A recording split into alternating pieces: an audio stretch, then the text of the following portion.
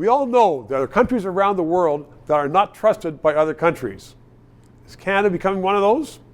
Before we get into it, please subscribe, ask your friends to, and support us because we aren't paid by the Prime Minister's office, PayPal, and thank you very much. Dean Baxendale is a publisher, the big shot of Optimum Publishing.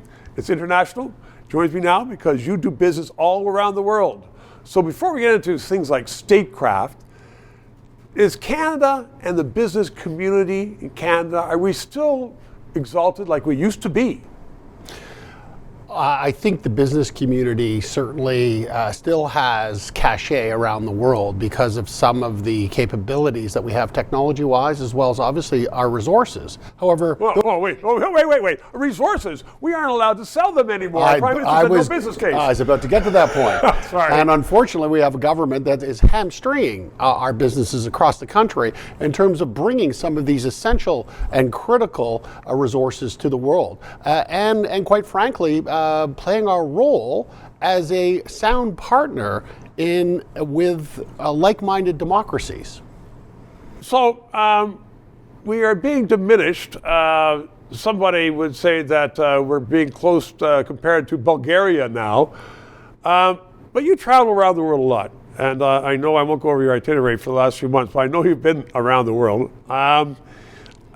Is it something that can be easily repaired, or are we just written off? Listen, I think that there's many of our allies recognize the critical and important role that Canada can play in this new age of uncertainty. And what's happening actually is our Five Eyes allies are trying to pressure Canada through various means to open the eyes of our political class to the realization that we're no longer a good partner. When you say our political class, I mean, does it not need to be more than just, the political class of the elite liberals or elite Tories? It needs both. And quite frankly, both have gained immeasurably by their association with a number of different governments, including the CCP, that of Stephen Harper, as well as the current Trudeau Liberals.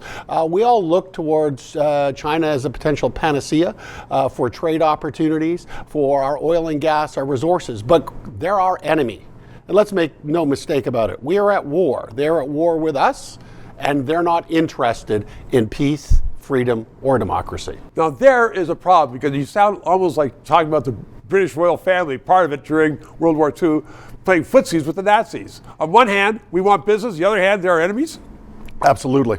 And we and our partners are telling us to draw a line finally. And I think this is good medicine for Canada. And we need to understand that our role in the new world, in the new age of uncertainty, is that we need to choose a side. Are we for freedom and democracy? Are we with our allies? Or are we going after appeasing the monarchs, et cetera, within Beijing? Wow. Dean Baxendale, that's a thought. Thank you. 3 minutes.